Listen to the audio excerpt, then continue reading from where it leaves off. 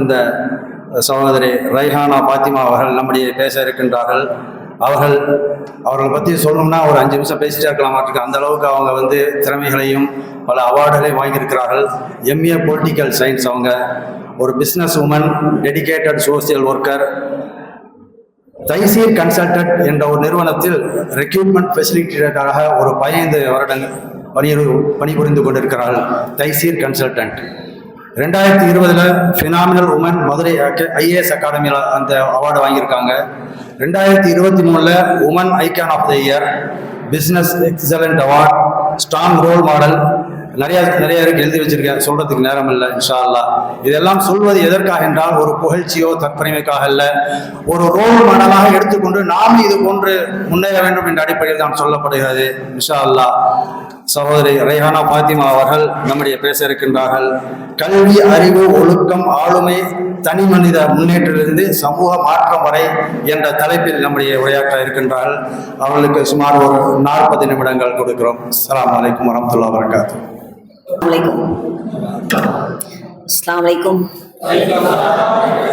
Thank you.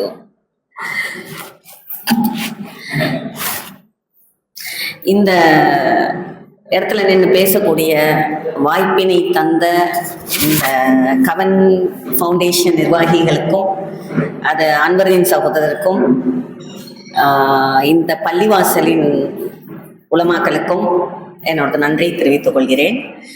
அதை விட நான் பேச போறேன் அப்படிங்கிறதெல்லாம் கேட்கறதுக்கு பொறுமையாக இங்க வந்து அமர்ந்திருக்கும் என்னோட சகோதர சகோதரிகளுக்கும் என்னுடைய நன்றியை தெரிவித்துக் கொள்கிறேன். கல்வியை பத்தி பேச வந்திருக்கேன். கல்வி கற்கணும், கல்வி நல்லா படிக்கணும், இந்த கோர்ஸ் எடுங்க, அந்த கோர்ஸ் எடுங்க அப்படின்னு பேசுறதுக்கு எதுவுமே இல்லை. நான் எந்த இடம் எனக்கு பேசுறதுக்கு கிடைச்சாலுமே அந்த இடத்துல என்னுடைய இது எழுத்துப்பூர்வமா இருக்கிற எந்த விஷயத்தையும் நான் சொல்றது இல்லை. என்னோட அனுபவத்துல நான் என்ன பார்க்கறேனோ, இல்ல நான் என்ன செய்ய மறந்தனோ, செய்ய விட்டேனோ, செய்திருக்கலாம் அப்படிங்கிற விஷயங்களை தான் நான் ஷேர் பண்றது உண்டு. ஒரு 100 வருஷத்துக்கு முன்னாடி இந்த கல்வி அவ்வளவு எளிதாக நமக்கு கிடைக்கவில்லை. இந்த கல்வி ஒரு சமூகத்துக்கான கல்வியாக மட்டும் இருந்தது. மற்றவங்கெல்லாம் அவ்வளவு எளிதாக படிக்க முடியாத ஒரு 100 வருஷத்துக்கு முன்னாடி அதை சகோதரர்கள் சொன்ன மாதிரி ஒரு சிலரோட போராட்டம், முயற்சி இன்னைக்கு நம்மளுக்கு கொண்டு அதை சேர்த்திருக்கு. 50 வருஷம் முன்னாடி ஒரு காலகட்டம். ஆனா இன்னைக்கு கல்வி எளிதா நமக்கு எல்லா வகையிலையும் எல்லாரும் படிக்கலாம், யாரும் வேணா படிக்கலாம். எந்த கோர்ஸ் எடுக்கணும், என்ன படிக்கணும், வசதி இருக்கணும்ன்ற அவசியமே இல்லை. படிக்கணுங்கிற கனவு, எண்ணம், ஆசை இருந்தாலே போதும், அந்த கல்வி அவங்களை தேடி வந்துருது. அதான் உண்மை. அந்த கல்விய எப்படி படிக்கணுங்கிறத முதல்ல இங்க இந்த ஸ்காலர்ஷிப் இதையெல்லாம் வாங்கி படிக்கக்கூடிய பிள்ளைகளுக்கு சின்னதா ஒரு அட்வைஸும். ஃபர்ஸ்ட் இந்த கல்வியை நம்ம தேர்ந்தெடுக்கிறதுக்கு முதல்ல கோல் வைக்கணும். ஏன்னா நான் இப்ப கடந்த ஒரு 20 நாட்கள்ல ஒரு 20 ஊருக்கு பயணம் பண்ணியிருக்கேன். ஆயிரக்கணக்கான ஸ்டூடெண்ட்ஸை பார்த்தேன். என்ன படிக்கணும் தெரியல, என்ன படிக்கணுங்கிற ஒரு இலக்கு யார்கிட்டையுமே இல்லை. 9வது 10வதுலயும் அந்த இலக்கை நிர்ணயிச்சாதான் நம்மளால ஒரு சிறந்த ஒரு குரூப்பை ஃபிக்ஸ் பண்ண முடியும். ஏதோ படிக்க சொன்னாங்க, எல்லாரும் ஏதோ ஒரு குரூப் எடுக்கிறாங்க, ஃப்ரெண்ட்ஸ் எல்லாம் சேர்ந்து ஒரு குரூப் எடுக்கிறாங்கன்னு ஒரு குரூப் எடுத்தோம்னா அப்புறம் +1 வந்தோம்னா நம்ம வருத்தப்படுவோம். ஐயோ இந்த சயின்ஸ் எடுத்துக்கலாம், அந்த மேக்ஸ் எடுத்துக்கலாம், இதை பண்ணி இருக்கலாம் அப்படின்னு சொல்லிட்டு நம்ம வருத்தப்படுவோம். ஸோ அந்த இலக்கை நிர்ணயிக்கிறது இல்லை. எனக்கு தெரிஞ்ச ஒரு பொண்ணு நம்ம சென்னையில குப்பத்து பகுதி எப்போ சேர்ந்த பொண்ணு. அங்கெல்லாம் ஒரு கடமைக்காக பள்ளிக்கு அனுப்புவாங்க. ஆனா ஒரு 18-19 வயசு வந்தோன்னா கல்யாணம் பண்ணி கொடுத்துருவாங்க. ஆனா அந்த பொண்ணு அவ பேரு இமையா. அந்த பொண்ணு அவங்க ஃபாதர் நான் படிக்கல ஆனா என் பிள்ளைகளை படிக்க வைக்கணும்னு சொல்லி அவர் இங்கிலீஷ் மீடியத்துல சேர்த்து படிக்க வைக்கிறாரு. அந்த சுற்று வட்டார அத்தனை மக்கள் என்ன சொல்றாங்க, எதுக்கு இந்த பொம்பளை பிள்ளைய செலவழிச்சு படிக்க வைக்கிற அப்படிங்கிறாங்க. ஆனா அவ கோலை ஃபிக்ஸ் பண்ணிட்டான், நான் லாயர் ஆகணும் அப்படின்னு சொல்லிட்டு ஃபிக்ஸ் பண்ணிட்டான். ஃபிக்ஸ் பண்ணிட்டு என்கிட்ட அவ ஒரு டியூஷனுக்காக வந்த பொண்ணு. ஸோ அப்போ இருந்து அவ என்னோட கைடன்ஸ் எடுத்து பேசிட்டு இருக்கிறதுனால எனக்கு தெரியுது.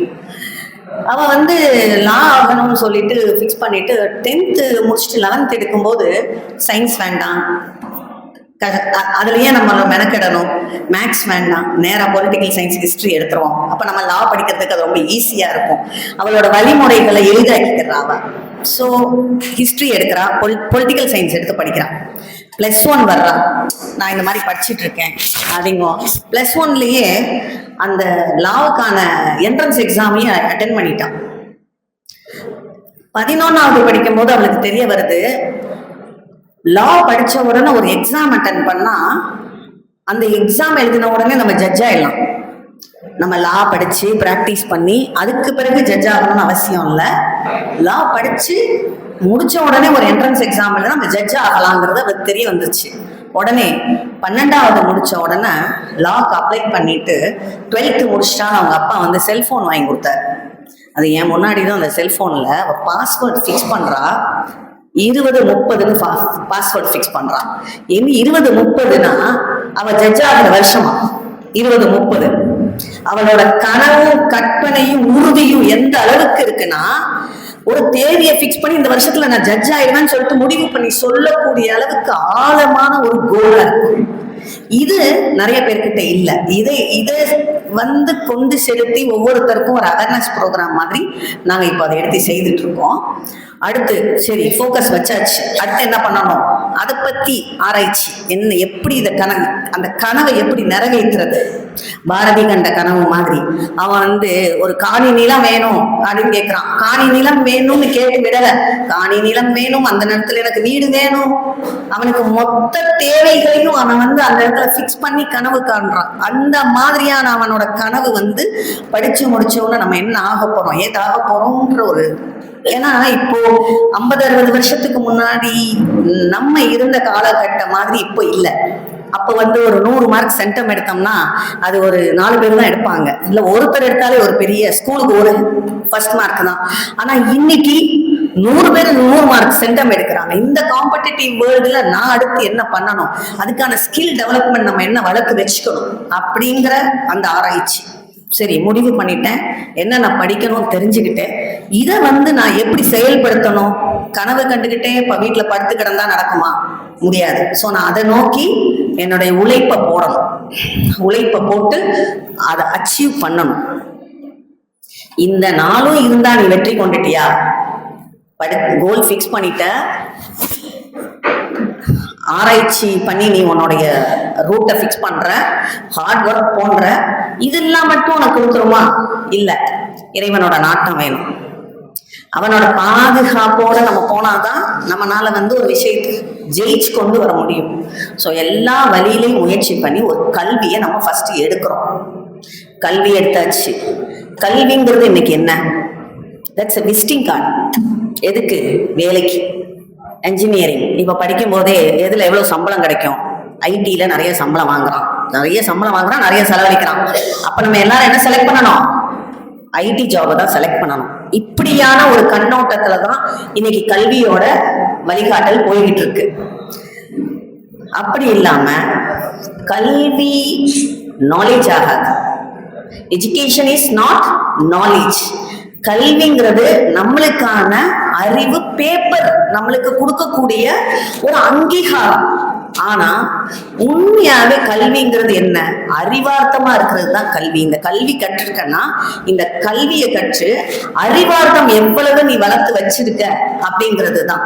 ஏன்னா இப்ப அறிவார்த்தம்னா நம்மளுக்கு போனை திறந்து ரீல்ஸை திறந்தாலே ஏகப்பட்ட விஷயங்கள் கொட்டி கிடக்கு, நூத்துக்கணக்கான விஷயங்கள் கொட்டி கிடக்கு. அந்த நூத்துக்கணக்கான விஷயங்கள்ல எதை நம்புறது எதை நம்ப கூடாது அப்படிங்கிறத யோசிக்கிறதுக்கே ஒரு தனியா ஒரு ரீல்ஸ் பார்க்கணும். நம்ம எது கரெக்ட் அப்படின்னு அனலைஸ் பண்றதுக்கு ஒரு ரீல்ஸ் பார்க்கணும். அது இன்னைக்கு இருக்கிற சிச்சுவேஷன். சோ அறிவு எங்க இருந்து, இப்போ ஒரு 30-40 வருஷத்துக்கு முன்னாடி இந்த மீடியா கிடையாது, எந்த இவ்வளவு கூகுள் கிடையாது, எதுவுமே கிடையாது. அப்ப எப்படி அறிவை எடுத்து எல்லாரும் கேதர் பண்ணாங்க, எப்படி எடுத்திருப்பாங்க அறிவை?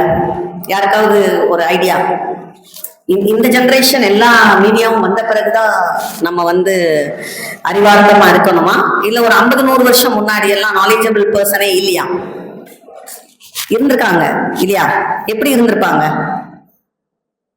எப்படி அவங்களுக்கெல்லாம் அந்த அறிவு இருந்திருக்கும்? Any idea? அனுபவம். எஸ். ஆனா அனுபவம் வந்து ஒரு தடவை நம்ம அதுல பட்டுட்டு அதுக்கப்புறம் அனுபவங்கிறத விட அறிந்து கொள்வதுன்னு ஒண்ணு இருக்குல்ல, ஒருத்தவங்க சொல்றத கேட்கறதுன்னு ஒண்ணு இருக்கு. சோ காதை திறந்து வச்சு கேட்டோம். அன்னைக்கு பெரியவங்க பேசுறத கேட்டோம், சுத்தி உள்ளவங்க பேசுறத கேட்டோம், நம்மளை சுத்தி என்ன நடக்குதுங்கிறத கவனிச்சோம். ஆனா இன்னைக்கு அப்படி இல்லை. நம்ம பஸ்ல ஏறி உட்கார்ந்த உடனே ஹெட்போனை தூக்கி காதுல மாட்டிக்கிட்டு போனை ஓபன் பண்ணி இறங்குற இடம் வரும்போதுதான் அதை எடுத்தே கீழே வைக்கிறோம். நம்ம சுத்தி நடக்கிற விஷயங்களை நாலேஜபிளா நம்ம எடுத்துக்கிறது கிடையாது. என்ன அப்படி ஒரு வேளை ஹெட்போனை கொண்டு வர மறந்துட்டீங்கன்னா போனை பத்தி யார்கிட்டயாவது பேசலாம். போனை போட்டு யாருக்கிட்டையாவது கதை பேச எப்படியாவது அந்த பொழுத நான் கழித்து விடுவேன். ஆனா நான் யார் பேசுறதையும் என்ன செய்ய மாட்டேன், 5 நிமிஷம் கூட கேட்க மாட்டேன். கேட்கிற திறனே நம்ம இழந்துட்டோம். இப்போ நாங்கெல்லாம் வந்து கேட்டே வளர்ந்தவங்க. யாராவது பேசினா கேட்க ஆர்வமா இருக்கும், ஆனா பேசுறது கேட்க வாய்ப்பு கிடைக்காதான்னு எல்லா இடத்துலயும் போய் உட்காரும். அந்த அளவுக்கு கேட்கிற திறன்கிறது வந்து இப்போ சுத்தமா இல்லை.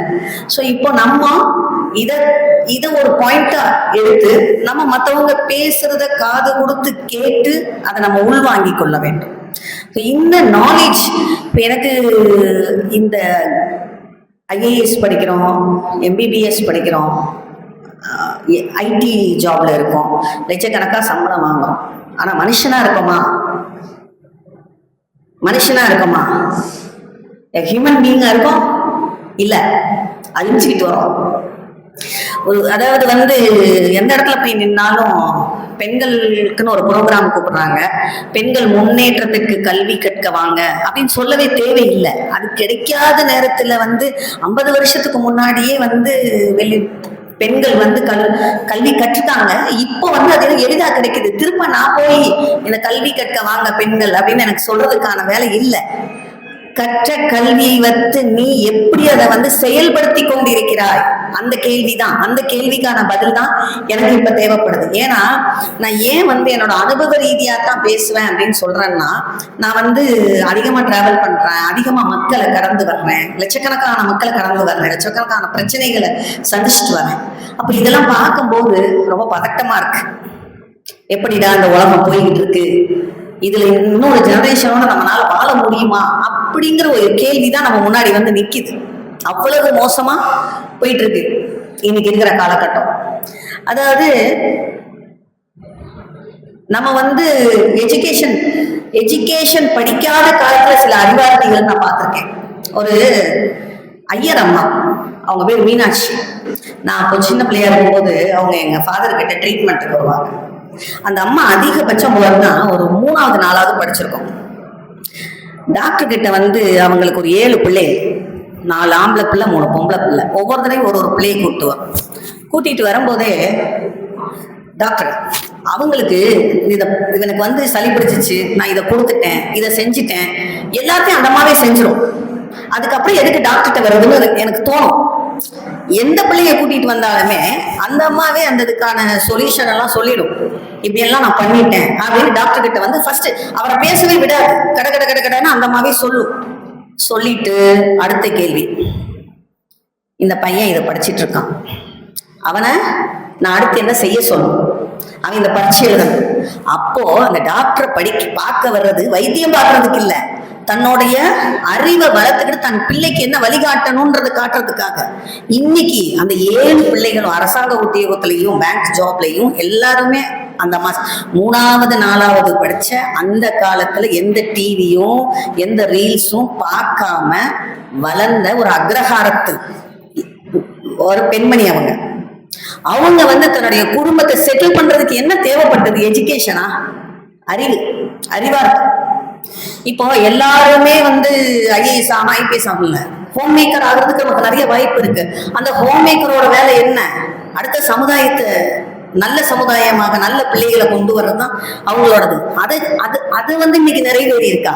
நம்ம இங்க உட்கார்ந்து இருக்க எல்லாருக்குமே எல்லா விஷயமும் தெரியும். நம்ம எத்தனை பெரிய விஷயங்களை இன்னைக்கெல்லாம் வந்து எங்களுக்கு எங்க ஆபீஸ்க்கு வந்து ஒரு ஒரு மாப்பிள்ளை பார்க்கணும், பொண்ணு பார்க்கணும் அப்படின்னு வந்தாலே முதல் கேள்வியா சொல்லுவாங்க, ப்ளூ பிரிண்டையும் சேர்த்து வாங்கிட்டீங்களான்னு கேட்பாங்க. என்னன்னா அந்த பிள்ளைகளோட விருப்பம், அந்த பிள்ளைகளோட ஏன்னா ஒரு பொன் பார்த்து கல்யாணம் பண்ணி வைக்கிறதே இன்னைக்கு வந்து என்ன ஆயிடுச்சு, ரொம்ப டஃபஸ்ட் ஆயிடுச்சு. அந்த அளவுக்கு ஹோம் மேக்கரா இருந்தா கூட இந்த குடும்பத்தை தாங்குவது என்னது, ஐஏஎஸ் ஆபீசர் வேலையை விட என்ன வேலை, அது ரொம்ப பெரிய வேலை. அதுக்கே சிறப்பான அறிவு நமக்கு தேவைப்படுது. அப்போ நமக்கு இந்த பக்கத்து வீட்டு வம்பு பேசுறதுக்கு, அவங்க என்ன பண்ணாங்க இவங்க என்ன பண்ணாங்கன்னு சொல்றதுக்கெல்லாம் நேரம் இல்லை. நம்ம அறிவு வேற எந்தெந்த இடத்துல என்னென்ன இருக்குன்னு சேகரிக்கிறதுக்கான விஷயங்கள் நிறைய இருக்கு. அதே மாதிரி இன்னொரு என் குடும்பத்திலேயே வந்து 1950லயே என்னுடைய ஃபாதரோட 3 சிஸ்டர்ஸும் வந்து எஜுகேட்டட். ஒருத்தவங்க எஸ்ஐடி காலேஜ் ப்ரொஃபஸர், ஒருத்தவங்க வந்து கவர்மெண்ட் ஸ்கூல்ல ஹெச்எம், ஒருத்தவங்க கவர்மெண்ட் ஹாஸ்பிட்டலோட ஃபார்மசிஸ்ட். 1950 ஒரு கிராமத்துல அவங்க அம்மா வந்து கொண்டு போய் மதுரை நிர்மலா ஹை ஸ்கூல்ல வந்து ஹாஸ்டல்ல போட்டு படிக்க வைக்கிறாங்க. ஆனா என்னோட ஃபாதரோட தங்கச்சிங்க இவங்க. ஃபாதரோட அக்கா வந்து 9-10 இயர்ஸ் எல்டர், அவங்களுக்கு படிக்கல. ஆனா என்னோட அனுபவத்துல நான் அவங்கள பார்க்கும்போது இந்த படித்த 3 பேரை காட்டிலும் அந்த படிக்காத 95 வயசு பெண்மணிக்கு இருந்த அறிவை என்னால சமன்படுத்தியே பார்க்க முடியாது. 95 வயசு வரைக்கும் she was active. அவ்வளவு சுறுசுறுன்னு இருப்பாங்க. நீங்க இந்த நிமிஷம் போயிட்டு நான் இன்னைக்கு இந்த ப்ரோக்ராம் போறேன், இல்லைன்னா ஏதாவது ஒரு விஷயத்த இன்னைக்கு இருக்கிற ஒரு பிசினஸ் விஷயத்த சொன்னா உடனே she will have update. உடனே என்னோட பொண்ணுக்கு வந்து மாப்பிள்ளை பார்த்துட்டு இருக்காங்க, ஃபிக்ஸ் பண்ணிட்டாங்க அப்படின்னு சுத்துல பேசிட்டு இருக்காங்க. அவங்க அதை கேட்டுட்டு சொல்றாங்க, ஐயோ ஏதோ வெளிநாட்டு பயணாமே, அமெரிக்காவில் வந்து 2 லட்சம் சம்பளம் வாங்கினாலும் அவன் குடும்பம் நடத்த முடியாது, துபாயா இருந்தா 2 லட்சம். இந்தாம அமெரிக்காவையும் பார்த்தது கிடையாது, துபாயையும் பார்த்த கிடையாது. அப்ப அமெரிக்காவில் வாங்குற சம்பளத்தை வச்சு நம்ம வந்து ஒரு பொண்ணை வச்சு வாழ முடியுமா அப்படிங்கறத அசஸ் பண்ற அளவுக்கு அறிவு எங்க இருந்து வருதுன்னா அவ்வளவு சேர்க்க சொல்லி அந்த அம்மாவுடைய புத்தி வந்து சேர்க்குது அறிவை. இந்த அறிவை சேர்த்து இந்த ஸ்கில் டெவலப்மெண்ட்டை வளர்த்தா மட்டும்தான் இன்னைக்கு நம்மளால ஒரு தேர்ந்த முடிவெடுத்த வேலைக்கு வர முடியும். ஒரு 15 நாள் முன்னாடி லாயலா காலேஜ்ல வந்து ஒரு ஜாப் ஃபேர் நடந்தது. 1 லட்சம் பேர் அட்டன் பண்ணாங்க. 30,000 பேருக்கு தான் வேலை கிடைச்சது. 70,000 பேருக்கு வேலை இல்லை. 70,000 பேருக்கு வேலை இல்லைன்னா இந்த ஊர்ல வேலை இல்லைன்னு அர்த்தமா? இருக்கு. அதுக்கான தகுதிகளோட அவங்க இல்லை. அதுக்கான அதாவது நான் இன்ஜினியரிங் முடிச்சிட்டேன், ஐடி முடிச்சிட்டேன். பெரும்பாலான மக்களுடைய பதில் என்னன்னா நான் ஐடி முடிச்சிட்டேன், இப்ப இருக்கிற லேட்டஸ்ட் டெக்னாலஜி ஏஐ அண்ட் இந்த லேட்டஸ்ட் இப்ப கரண்ட்லி என்ன ஜாப் ஆப்பர்ச்சுனிட்டி நினைக்கிறாங்களோ அதவே அந்த கிட்டத்தட்ட 40,000 பேர் படிச்சுட்டு நிற்கிறான். அப்புறம் 40,000 பேத்துல நான் எப்படி ஒருத்தரை தேர்ந்தெடுக்கிறது? அப்ப இந்த 40,000 பேத்துல யாரு கூடுதலா ஏதாவது யோசனை வச்சிருக்காங்க, கூடுதலா ஏதாவது தகுதி வச்சிருக்காங்க, அவனை பார்த்தா அவனுக்கு தான் வேலை கிடைக்கும். அப்ப அந்த கூடுதல் தகுதியை நம்ம எப்படி வளர்த்துக்கிறது அப்படிங்கிற ஸ்கில் டெவலப்மெண்ட் நமக்கு ரொம்ப அவசியம். இப்போ படிச்சாச்சு, வேலை வாங்கியாச்சு, சம்பாதிச்சாச்சு, நம்ம கடமை முடிஞ்சிருச்சா? இல்ல. நம்மளோட கல்வி என்ன எனக்கு தரணும்னு நான் விரும்புறேன்னா நம்ம மக்களுக்கு இந்த கல்வி சம்பளத்தை கொடுக்கும். சம்பளம் வந்து எப்படி இருந்தாலும் நம்மளோட ரிஸ்க் அல்லாவால எழுதப்பட்டது, அது நம்மளுக்கு எப்படியும் கிடைக்கும். நம்மள்கிட்ட கிடைக்காதது என்ன அப்படின்னு கேட்டீங்கன்னா உறவுகளை பேணக்கூடிய சொற்கள் இன்னைக்கு நம்ம கிட்ட இல்லை. நம்ம கற்ற கல்வியில உறவுகளை காப்பாற்றக்கூடிய சொற்கள் இல்ல, பேச தெரியல, உறவுகளை வெட்டி விட்டுறோம்.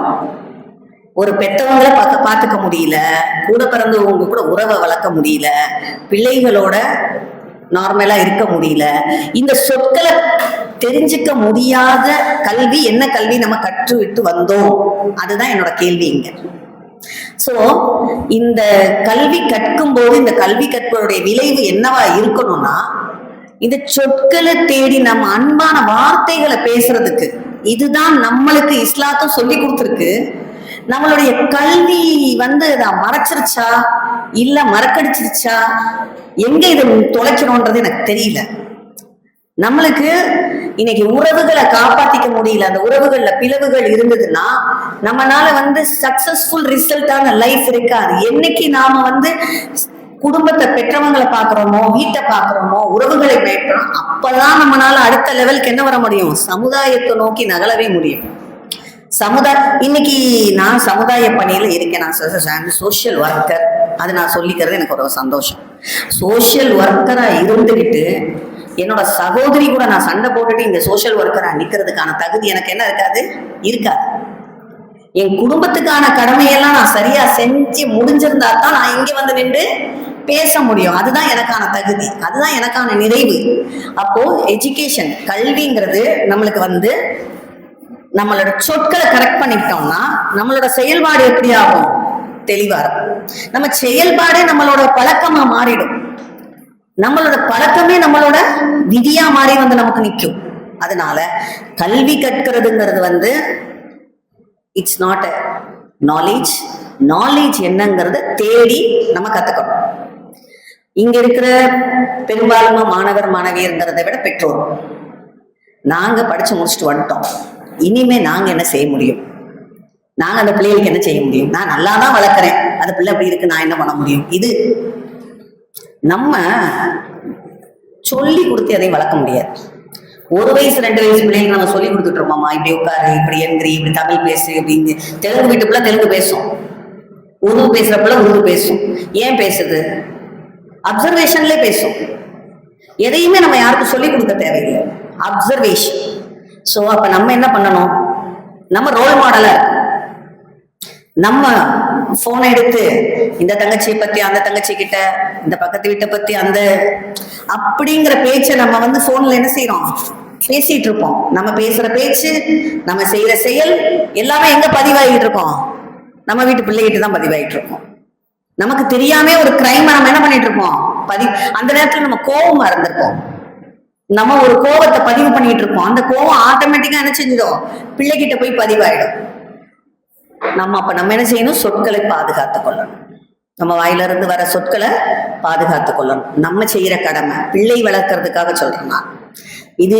இப்போ ஏன்னா வந்து நான் என்னோட பொண்ணை வந்து மெடிக்கல் படிக்க வச்சிருக்கேன். அப்ப எல்லாரும் என்ன சொல்லுவாங்க, நீங்க வந்து பரவாயில்ல டாக்டர் படிக்க வச்சிட்டீங்க அப்படின்னு, அதுவும் வெளிநாட்டுக்கு அனுப்பிச்சு படிக்க வச்சிங்க அப்படிம்பாங்க. ஆனா வெளிநாட்டுக்கு அனுப்பி படிக்க வச்சது நானே நம்பிட்டு இருந்தேன். அப்படி இல்லை, அது அவங்களோட ஆசையை இறைவன் நிறைவேற்றான். ஒரு மனுஷனோட இந்த 18 வருஷமா MBBS படிக்க நான் அனுப்பிச்சிட்டு இருக்கிறேன் பிள்ளைங்களை. என் முன்னாடி வந்து நிக்கிற பிள்ளை அந்த கண்ணில் வந்து என்னை எப்படியாவது டாக்டர் ஆக்கிருங்கிற அந்த வேகம் கொட்டி கிடக்கும். அந்த வேகம் தான் அவளை டாக்டர் ஆக்குது. அவங்க அப்பாவோ அம்மாவோ பணம் கொடுக்குறவங்களோ அதெல்லாம் கிடையாது. நான் அப்புறம் இதை லேட்டாக தான் உணர்றேன். நம்ம படிக்க வைக்கல, எது படிக்க வைக்கிறவங்கள? அவங்களோட ஆசை, இறைவனுடைய நாட்டம். அவன் எழுதியிருப்பான் நீ இதுவாகுன்னு. அதை ஆசைப்படுறது மட்டும்தான் அந்த பிள்ளையோட வேலை. கனவு காண்றது அந்த பிள்ளையோட வேலை. பணம் அதுக்கு தடையா இருக்கவே இருக்காது. இது என்னோட அனுபவத்துல சொல்றேன். பணம் அதுக்கு தடையா இருக்காது. அவங்க எண்ணம் வந்து நிறைவேறும். இத்தனையும் நான் ஆசைப்பட்டேங்க, ஆனா எனக்கு வந்து அது நடக்கல. அது ஒரு பெர்சன்டேஜ். அது நடக்கலைங்கிறது இறைவனுடைய நாட்டம். அது உனக்கானது இல்லை, அதனால நடக்கல. மற்றபடி எது உன்னை நல்லா வைக்க வேண்டியது உன்னுடைய, அதுக்கு ஈக்குவலாக இன்னொரு ஒரு பொறுப்பை உனக்கு அல்லாஹ் கொடுத்திருப்பான். உன்னுடைய படிப்பை கெடுத்திருப்பான். உன்னை கொண்டு போய் ஒரு ஹவுஸ் ஒய்ஃப் ஆக்கியிருப்பான். அந்த ஹவுஸ் ஒய்ஃப் ஆக்கிட்டானே, நான் இதை படிக்க நினைச்சேனே, இதை எனக்கு ஆக்கிட்டானே, அப்படி இல்லை. அங்க உனக்கு ஒரு பெரிய கடமையையும் பொறுப்பையும் அல்லாஹ் கொடுத்திருப்பான். அதை நிறைவேற்றுறதுக்கு இதுக்கு மேல ஒரு 10-20 பிள்ளைகளை நீங்க உருவாக்கியிருப்பீங்க. நீங்க படிச்சிருந்தா ஒரு ஆள் தான் படிச்சிருப்பீங்க. ஆனா நீங்க ஒரு வீட்டு தலைவியா இருந்து என்ன செஞ்சிருப்பீங்க? 10-20 பேர் வாழ்க்கையை சரி பண்ணியிருப்பீங்க. அதுக்கான ஆள் நீங்க தேர்ந்தெடுத்து இறைவன் வந்து உன்னை அந்த இடத்துல வைக்கிறான். அந்த மாதிரி காரணத்துக்காக தான் சில விஷயங்கள் நமக்கு நடக்காம போயிருக்கும். மற்றபடி நம்ம கனவு காண்ற ஒவ்வொரு விஷயமும் நிறைவேறும். அதுக்கு பணம் தடையா இருக்காது, நான் ஏழ்மை வந்து தடையா இருக்காது, சூழல், குடும்ப சூழல் தடையாவே இருக்காது. வீட்டுல பிரச்சனை அது இது எது இருந்தாலும் தடையா இருக்காது. அது நிறைவேறியே தீரும். ஸோ கல்வி வந்து நமக்கு எளிதாக கிடைச்சிருது, நம்ம படிக்கிறோம். இதை ரொம்ப வலியா நான் பெண்கள் இருக்கிற இடத்துல நிறைய சொல்றதுக்கு என்னன்னா, இன்னைக்கு நடக்கிற திருமணம், டிவோர்ஸ், அதால நடக்கிற பிரச்சனைகள் எல்லாத்துலேயும் பெரும்பாலான இடத்துல பெண்களுடைய நடவடிக்கைகள் இதெல்லாம் வலி கொடுக்கக்கூடிய விஷயமா இருக்கிறதுனால நான் இங்க பதிவு செய்யறேன். ஏன்னா இந்த சட்டமானது பெண்களுக்கு ரொம்ப இதெல்லாம் நம்ம வந்து போராடி வாங்கியிருக்கோம். கேஸ் வெடிச்சு போச்சு, மாமியார் கொடுமை எல்லாம் சொல்லி நம்ம வந்து சட்டத்தை நமக்கு சாதகமாக நிறைய வச்சிருக்கோம். ஆனா அதனால இன்னைக்கு ஒவ்வொரு விஷயமும் கேள்விப்படும் போது நாங்க நிறைய மக்களை கடந்து வரும்போது பார்க்குறோம், ஒரு ஒரு பெண்ணுடைய ஒரு ஞானம் இல்லாத செயலால மொத்த குடும்பமும் என்ன செய்யும், கஷ்டப்படும். நீங்க படிச்சு சம்பாரிச்சு அந்த குடும்பத்தை காப்பாத்துறதை தாண்டி 2 குடும்பங்கள் கொலைஞ்சு போறதுக்கு காரணமா இருக்கிறது என்னது, நம்மளுடைய படிப்பு. சோ அப்போ இந்த படிப்பானது நம்மளுக்கு ஞானத்தை கொடுக்கணும். அந்த ஞானம் வந்து நம்ம அந்த சமுதாயத்தை காப்பாத்துறதுக்கு இருக்கோ இல்லையோ, நம்ம குடும்பத்தை முதல்ல காப்பாற்றணும். அதுக்கு பிறகுதான் என்ன செய்யணும், நம்ம சமுதாயத்தை காப்பாற்றணும். நம்ம இதை வந்து பிள்ளைகள் வந்து நான் பேசுறேன், நான் சொல்றேன் இந்த விஷயம், இந்த அனுபவங்களை நான் இங்க நிறைய விஷயங்களை வந்து வெளிப்படையா பேசல. ஏன்னா அந்த அளவுக்கு நான் நிறைய இந்த கேசஸ் எல்லாம் நான் பார்க்கிறேன், இந்த பெண்களோட செயல்பாடுகளை பார்க்கிறேன். ஒரே ஒரு விஷயம், ஒரே ஒரு நிகழ்ச்சியை மட்டும் நான் பதிவு பண்றேன். ஒரு பொண்ணு கல்யாணம் பண்ணி வராங்க. கல்யாணம் பண்ணி வீட்டுக்கு வந்த உடனே அவங்க மாமியார் வந்து தொழுகலையாமா அப்படின்னு கேட்டாங்கம்மா. ஃபர்ஸ்ட் தொழுவுங்க, அதெல்லாம் கற்றுக்கங்க அப்படின்னு ஏதோ சொன்ன உடனே அந்த பொண்ணு 100க்கு ஃபோன் பண்ணியிருக்கு கம்ப்ளைண்ட் பண்ணுறது. அதாவது நம்மளோட அறிவு எங்க பயன்பட்டுருக்கு, 100 கடிச்சா போலீஸ் வரும் தெரியறதுக்கு மட்டும்தான் அந்த அறிவானது நம்மளுக்கு பயன்பட்டுருக்கு. வந்துச்சு, போலீஸ் வந்துச்சு, என்ன ஆயிடுச்சு, அதுக்கப்புறம் ஒரு கல்யாணம் ஆகி 1 வாரம் தான் இருக்கு. 1 வாரத்துல இந்த நிகழ்ச்சி நடக்குது. அந்த குடும்பத்துக்கு போலீஸ் வந்ததுக்கு அப்புறம் பிறகு சமாதானம் முயற்சி பண்ணி எந்த சமாதானமும் வேலைக்கு ஆகலை. எப்படி இருக்கும், வேலைக்கு ஆகாது. அதுக்கு பிறகு இப்போ ஒரு 4-5 வருஷம் ஆயிடுச்சு. இந்த நிகழ்ச்சி நடந்து 4 வருஷத்துக்கு மேல ஆயிடுச்சு. இன்னும் இந்த பிரச்சனை முடியல. சரி, உட்கார்ந்து பல விதமா பேசி பார்த்தாச்சு. அந்த பெண் மட்டும் இறங்கவே மாட்டேங்குது, கேட்கவே மாட்டேங்குது. எனக்கு 15 லட்சம் ரூபாய் எடுத்து வை. நான் ஒவ்வொரு தடவையும் ஒரு டினாமினேஷன் சொல்றாங்க. முதல் 5 லட்சம், அப்புறம் 8 லட்சம், இப்ப 15 லட்சம். இனி அடுத்த தடவை அங்க உட்காரும் போது என்ன சொல்லுவாங்க, எனக்கு 20 லட்சம் எடுத்து வை, உன்னை வாழ விட மாட்டேன், நீ கல்யாணம் பண்ண நான் விட மாட்டேன். இது எந்த விதமான பனிஷ்மெண்ட்? 1 வாரத்துல ஒரு குடும்பம் அவ்வளவு பெரிய குற்றம் என்ன செஞ்சிட முடியும்? அப்போ அந்த பொண்ணு ஐடில வேலை செய்யறாங்க. சோ இதுதான் இன்னைக்கு, இது ஒரே ஒரு உதாரணமா நான் சொல்றேன். இது மாதிரி 1000 உதாரணங்கள் இருக்கு. இப்போ நம்மளோட கல்வி எந்த இடத்துல எப்படி செயல்படுது, சமூகத்தை காப்பாற்றி கொண்டிருக்கிறதா? பையனோட வாழ்க்கையும் போச்சு, 2 போலீஸ் ஸ்டேஷன்லயும் கோர்ட்லயும் இருக்கு கேசஸ். ஸோ இந்த மாதிரி விஷயங்கள் எல்லாம் வந்து இன்னைக்கு மிக மிக அதிகமான பெர்சன்டேஜ்ல இருக்கு. அதை நோக்கி தான் நான் இந்த கல்வியிலிருந்து சமூகம் வரைங்கிற தலைப்பே தேர்ந்தெடுத்துக்கிட்டேன். ஏன்னா சமூகத்தை காப்பாற்றுறது ஒரு பொண்ணோட கையில இருக்கு. இப்ப இந்த பொண்ணால 2 குடும்பமுமே வந்து என்ன செய்யுது, சின்னாபின்னம் ஆகுது. நான்லாம் வந்து எனக்கு பொதுவா வந்து எனக்கு கோபமே வராது, ரொம்ப பொறுமைசாலியா இருப்பான். நான் உட்கார்ந்து பல முறை கெஞ்சி பார்த்துட்டோம், கேட்டு பார்த்துட்டோம், எதுக்குமே அசைக்க முடியாத பிள்ளைகளா இருக்காங்க. ஸோ அந்த அளவுக்கு பிள்ளைகளோட வன்மம் இது. அதே மாதிரி இப்போ பெங்களூர்ல ஒரு நிகழ்ச்சி வந்து ஒரு குழந்தைய கொலை செஞ்ச நிகழ்ச்சி. அதை கொலை செஞ்சது ஒரு கம்பெனியோட CEO. படிச்ச படிப்பு கொலை செய்ய சொல்லி கொடுத்துருக்கு. ஏன்னா ஈகோ. நம்மளுக்கு கல்வி கொடுப்பது ஈகோ, கடுமையான வாய் சொல்லு, மூளை, கிரிமினல் தாட்ஸ், இதெல்லாம் வந்து தான் இன்னைக்கு சிறப்பா இயங்கிக்கிட்டு இருக்கு. இது வெளியில நிறைய, இப்ப இந்த ஊர்ல இருக்கிற மக்களுக்கு நிறைய பேருக்கு வெளியில தெரியாது, நிறைய விஷயங்கள் வந்து வெளியில வர்றதில்லை. அதனாலதான் இந்த மாதிரி இடத்துல இதை நான் பதிவு பண்ண வேண்டியிருக்கு. ஸோ படிப்புங்கிறது சிறு வயதிலிருந்தே அந்த இப்ப வந்து சிறு வயதுலேருந்தே நம்ம மனசுல ஒரு விஷயம் பதிஞ்சிருச்சுன்னு வைங்களேன், அது மாறவே மாறாது.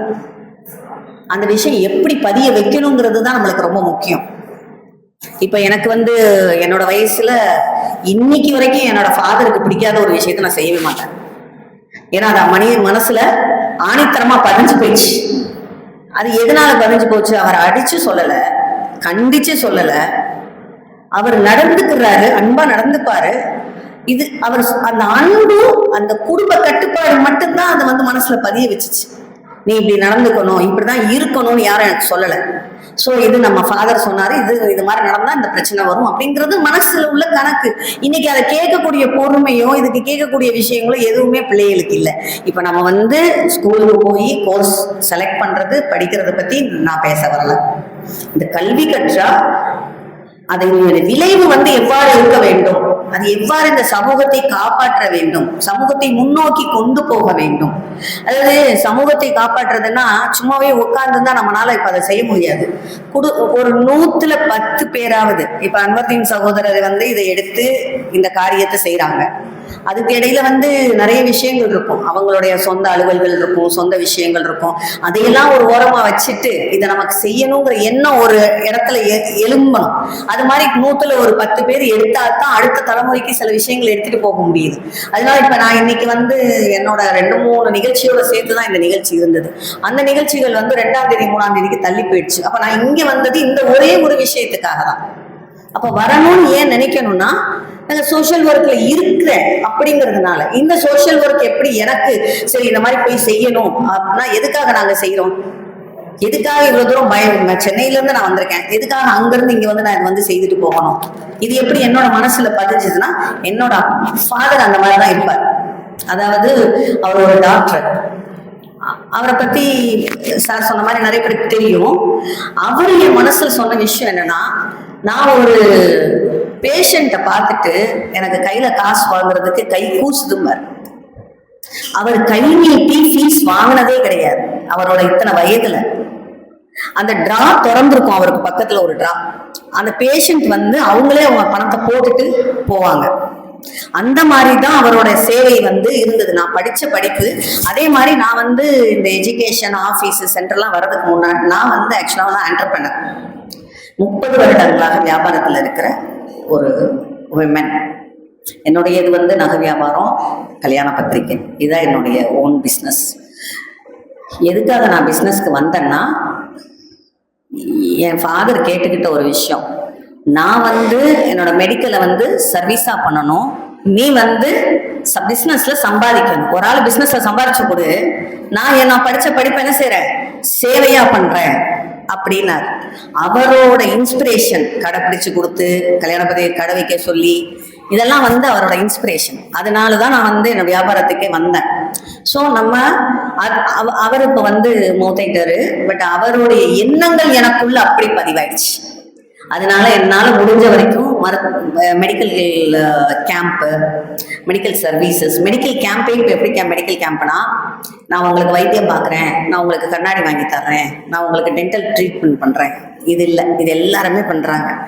ஏதாவது தவறான ஒரு விஷயத்துல போய் இந்த மெடிக்கல் மாஃபியால மாட்டிக்காம இருக்கிறத காப்பாத்துறதே ஒரு மெடிக்கல் கேம்பா இருக்கு. இப்போ ஒரு சர்ஜரி பண்றாங்களா, இன்சூரன்ஸ், இந்த இன்சூரன்ஸ் வந்ததுல இருந்து எல்லாரையும் பிடிச்சி உள்ள போட்டு சர்ஜரி பண்ணிடணும்.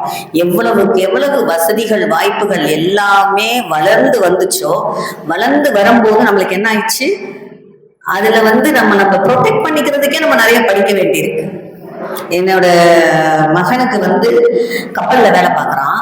அவனுக்கு வந்து ஒரு சின்ன மைக்ரோ மில் கல் இருந்திருக்கு. உடனே கப்பல்ல வந்து வச்சுக்க மாட்டாங்க, சின்ன விஷயம் இருந்தா உடனே இறக்கி விட்டாங்க. இறக்கி விட்டானா நான் ஏர்போர்ட்ல போய் அவனை ரிசீவ் பண்ணிட்டேன். பட் அதுக்கு பின்னாடி அவங்களோட கம்பெனி வந்து ஒரு ஆம்புலன்ஸ் அனுப்பிச்சு கூப்பிடுது. அவங்க கம்பெனியே எல்லாம் செலவழிக்கும். அவனை டாக்டர் சொல்றாரு, சின்ன கல், நான் என்னோட ஃபாதரு என்னோட சிஸ்டர் எல்லாம் டாக்டரா இருக்கிறதுனால, இந்த வட்டாரத்திலே வாழ்ந்ததுனால எனக்கு கொஞ்சம் அது சின்ன கல், அதுக்கு என்ன பண்ணா போகும், எப்படி ட்ரீட்மெண்ட் எல்லாம் நம்ம பார்த்துருக்கோம். பட் ஆனா அந்த டாக்டர் வந்து என்னை வந்து கன்வின்ஸ் பண்றாரு, அவங்க மெடிக்கல் டாக்டர் தான் நான் பார்க்கணும், அந்த கம்பெனி அலாட் பண்ற மெடிக்கல் டாக்டர் நான் பார்க்கணும். அவர் என்கிட்ட சொல்றாரு, நீங்க கவலைப்படாதீங்க, இந்த சர்ஜரி பண்ணா உங்க பையனுக்கு ஒண்ணுமே ஆகாது, அவரை திருமண வாழ்க்கையெல்லாம் நல்லா தான் இருக்கும், எந்த பிரச்சனையும் இருக்காது அப்படின்னு சொல்லி எனக்கு அட்வைஸ் பண்றாரு. இந்த லேகியம் விற்கிறவன் பேசுற மாதிரியே பேச ஒரு MCH டாக்டர். நான் வந்து அவர்கிட்ட ரொம்ப சாஃப்டா, எங்க வீட்டுல நிறைய டாக்டர் இருக்காங்க, ஒரு சர்ஜரி பண்ணணும்னா ஒரு 2வது ஒப்பீனியன் எடுக்கலையான்னு கேட்பாங்க, அதை மட்டும் நான் கேட்டுட்டு இன்னொரு தடவை வரேன் டாக்டர்னு சொல்லிட்டு வந்துட்டேன். வந்து அப்புறம் நான் போய் என்னோட ஃபேமிலி கன்சல்டன்ட் எல்லாம் பார்க்கும்போது அது ஒன்றுமே இல்லை. மெடிசின் கொடுத்து அது ஒரு நாள்லேயே போகிற கல். இப்போ எப்படி ஆயிடுச்சுன்னா, அந்த கம்பெனிக்காரன் எப்படி மார்க்கெட் பண்ணுறான் என் பையன்கிட்டனா, நீ இந்த சர்ஜரியை பண்ணிக்க, உனக்கும் பணம் கிடைக்கும், எனக்கும் பணம் கிடைக்கும், டாக்டருக்கும் பணம் கிடைக்கும். இதில் இன்சூரன்ஸ். அப்போ இந்த அறுவை சிகிச்சையினால ஏற்பட விளைவோ வலியோ எதுவுமே அவர்களுக்கு பெரிதல்ல. அதுல வரக்கூடிய பணம் கமர்ஷியல் ஆயிடுச்சு. இதையெல்லாம் செய்யாதீங்கன்னு சொல்றதுக்கே ஒரு மெடிக்கல் கேம்ப் நடத்த வேண்டியிருக்கு. இந்த நாலேஜை பரப்புறதுக்கே கிராமத்து மக்கள் இன்னும் கஷ்டம். நம்ம எல்லா விஷயங்களும் தெரிஞ்சு எனக்கே இந்த மாதிரி ஒரு நிகழ்ச்சி நடக்கும்போது இப்ப நம்மளை சுத்தி உள்ள சின்ன சின்ன ஊர்கள்ல எல்லாம் மக்கள் பயமுறுத்திடலாம், டக்குன்னு பயமுறுத்திடலாம். உங்களுக்கு இந்த மாதிரி ஒரு பிரச்சனை இருக்கு, உங்களுக்கு கட்டி இருக்கு அப்படின்னு சொன்ன உடனே என்ன செஞ்சிருவோம்? பயந்துருவோம். எந்த சொத்தை விட்டுட்டு இருந்தாலும் நம்ம இந்த ஆபரேஷனை பண்ணிக்கலாம் அப்படிங்கிற ஒரு முடிவுக்கு வந்துடும். ஸோ இந்த மாதிரி விஷயத்துல இருந்து பாதுகாக்க வேண்டியிருக்கு. இது மாதிரியான சேவைகளை செய்யறதுக்கு ரொம்ப பெரிய படிப்பு படிச்சிருக்கணும்னு அவசியம் இல்லை. அறிவார்த்தமும் மனசு இருக்கணும், அதுக்கான வழிகாட்டல் இருக்கணும். இதை இப்போ நம்ம படிச்சிட்டோம், நம்ம எல்லாத்தையும் தெரிஞ்சுக்கிட்டோம். இப்ப என்ன செய்வோம்? நம்ம இதை அடுத்தவங்களுக்கு சொல்லி காட்டணும். அது பெரிய கடமை.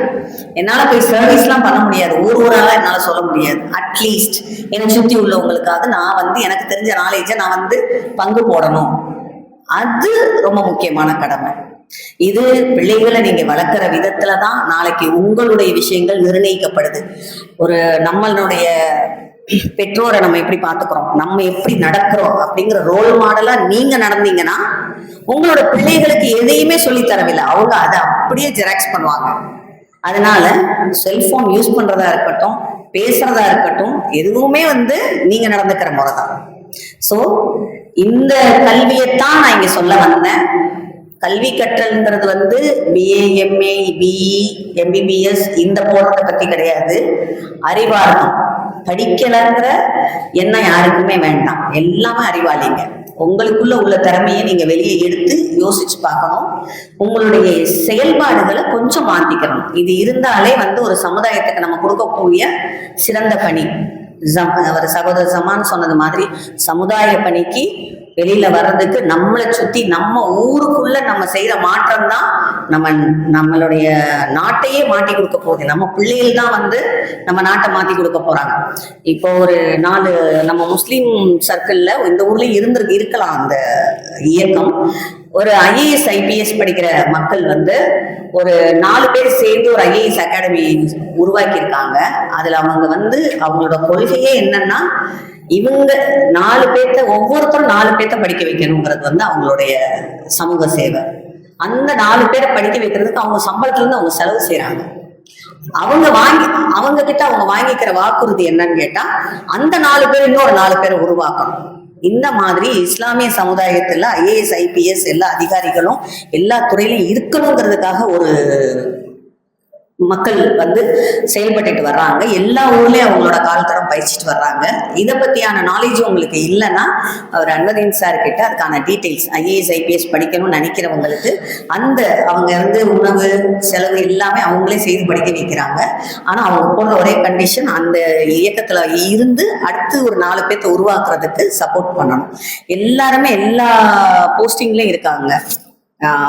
ஒவ்வொரு செக்ரட்டரியேட்ல ஒவ்வொரு டிபார்ட்மெண்ட்ல இந்த ஆட்கள் ஒவ்வொருத்தரா உருவாகிட்டு வராங்க. இந்த ரமணா படத்துல வச்சிருப்பாங்கல்ல, ஒவ்வொரு கனெக்டிவிட்டி மாதிரி எல்லா இடத்துலயுமே நம்ம ஆளுங்கள் இருந்தா நம்மளுடைய சட்டங்களும் நம்மளுடைய சுத்தி உள்ள விஷயங்களும் பாதுகாக்கப்படும் அப்படிங்கிறதுக்காக அரசு அதிகாரிகளாக நிறைய பேர் உருவாக்கிக்கிட்டு இருக்காங்க. இப்ப நம்ம ஒரு பொண்ணுக்கு மாப்பிள்ளையே ஐஏஎஸ் ஆபீசர் வேணும், ஐபிஎஸ் ஆபீசர் வேணும் லிஸ்ட் எடுத்து பாருங்களேன். எந்த மேட்ரிமோனியல்ல வேணாலும் போட்டு பாருங்க, ஒருத்தருமே கிடைக்க மாட்டாங்க. தமிழ்நாட்டுல இல்ல, படிக்கல. ஆனா அதே நார்த் இந்தியால அட்லீஸ்ட் கொஞ்சம் ஒரு 10% இருக்காங்க, இங்க இல்ல. அப்ப நம்ம எதை நோக்கி படிக்கிறோம்? வியாபாரம் பண்றோம். படிப்பை நிறைய இடத்துல பயந்து விட்டுறோம். நீட் படிக்க பயந்து எம்பிபிஎஸ்க்கு வர்றதில்லை. இந்த கோச்சிங் கிளாஸுக்கு பயந்து எல்லாமே இப்போ இதாயிடுது, பிஸ்னஸ் ஆயிடுச்சு. இந்த கோர்ஸை படிக்க எல்லாம் என்கிட்ட எல்லாரும் கேட்குற கேள்வி என்னன்னா, நீட் படிக்கணும்னா 1,50,000 ரூபா வேணுமாமே. அதனால் நீட் வேண்டாம். பிஎஸ்சி ரேடியாலஜி இருந்தால் சொல்லுங்கள். ஏன்னா எம்பிபிஎஸ் படிக்கிறதுக்கு நீட் படிக்கணும், அதுக்கு 1.5 லட்சம். ஸோ இந்த பணம் செலவாகும்னு நினச்சி பயந்து நீட் படிக்க பயப்படுறாங்க, யூபிஎஸ்சி எக்ஸாம் எடுக்க பயப்படுறாங்க. அதனால் இதுக்கான எந்த ஒரு கேள்விக்கான உங்களுக்கு கேள்வி இருந்தால் அந்த கேள்வி எங்கள்கிட்ட கேட்கலாம். நீங்கள் சார் சொன்னது மாதிரி அந்த சியில் வந்து இருக்கிற அந்த 4 சி ரொம்ப முக்கியமான விஷயம். Connection, connecting and collaboration and creation. இந்த 4 விஷயம் நான் சொல்ற இந்த கல்விக்கும் பொருத்தமான விஷயம். நீங்க தொடர்பு கொண்டாதான் உங்களுக்கான வாய்ப்பை நீங்க கண்டுபிடிச்சு எடுத்து அந்த வழியை தேர்ந்தெடுத்து போக முடியும். இது ரொம்ப போர் அடிச்சிட்டணும், சாரி. அதாவது எனக்கு ஒரு 50 பேர் இருந்தாங்கன்னா என்னுடைய அனுபவத்தை ஃபுல்லாக சொல்லி இது நடக்காமல் காப்பாற்றணுமேங்கிற ஒரு எண்ணம் தான் ரொம்ப அதிகமாக மேலும். அதனாலதான் எந்த இடம் கிடைச்சாலும் எனக்கு கிடைச்சிருக்க அனுபவத்தை நான் பதிவு பண்ணணும்னு நினைக்கிறேன். ஏன்னா நான் வந்து மக்களை பார்க்கும்போது அந்த விதமான ஒரு பய உணர்வு எனக்கு வருது. நம்மளோட நம்ம மக்களை பார்த்து ரொம்ப பயப்படுறேன். ஏன்னா நம்ம வந்து புர்கா போடாத காலத்திலேயே இருந்த காலம். ஒரு 30 வருஷத்துக்கு முன்னாடி சலாம் சொல்றதுக்கே தெரியாத இஸ்லாமிக் நாலேஜ் உள்ள ஊர். சலாம் நிறைய பேர் சொல்ல மாட்டாங்க. அஸ்ஸலாமு அலைக்கும் சொல்றது வந்து பிந்தைய காலத்துலதான் ரொம்ப அதாவது என்ன நினைச்சுவாங்க, அஜர்த்துங்க தான் சலாம் சொல்லுவாங்க போல நினைச்சுவாங்க. 40-50 வருஷத்துக்கு முன்னாடி மக்களுக்குள்ள ஒருத்தருக்கு சலாம் சொல்லணுங்கிற நாலேஜே வந்து என்னது வளர்ந்து வர்றதுக்கு இப்பதான் வளர்ந்து வந்திருக்கு. எனக்கு இந்த புர்கா போடுறது சென்னையில நடக்கிற விஷயங்கள்லாம் பார்க்கும்போது எல்லா தவறுகளையும் செய்வதற்காக தான் நாம் அறிவை வளர்த்துக் கொள்ளுகிறோம்ங்கிற இந்த நிலைமையில இருந்து நம்ம வெளியில வரணுங்கிறது மட்டும்தான். அந்த அறிவை நம்ம ஒருத்தராவது, நான் பேசினதுல இருந்து ஒருத்தராவது சில விஷயங்களை எடுத்துக்கிட்டா அது எனக்கு மிக மகிழ்ச்சி. இந்த வாய்ப்பை கொடுத்த நிர்வாகத்துக்கும் இந்த குழுவினருக்கும் நன்றி. கல்வியை பற்றியும் அந்த கல்வி பயனுள்ளதாக இருக்க வேண்டும் என்பதை பற்றியும் மிக அழகாக நம்மிடையே எடுத்துரைத்தார்கள். கல்வியை பற்றி இஸ்லாம் நமக்கு பல வசனங்கள் குர்ஆனிலே சொல்கிறது. குல்ஹல் எஸ்தவில்லதீன யஅலமூன வல்லதீன லா யஅலமூன் யர்ஃபஇல்லாஹுல்லதீன ஆமனூ மின்கும் வல்லதீன ஊதுல் இல்ம தரஜாத் ரப்பி ஜித்னி இல்மா அல்லாஹும்ம இன்னி அஸ்அலுக இல்மன் நாஃபியா. இப்படி கல்வி சம்பந்தமாக நமக்கு பல கருத்துக்களை அழகாக எடுத்துரைத்தார்கள். அவர்களுக்கு கவர்மெண்ட் சார்பாக நன்றியை தெரிவித்துக் கொள்கிறோம்.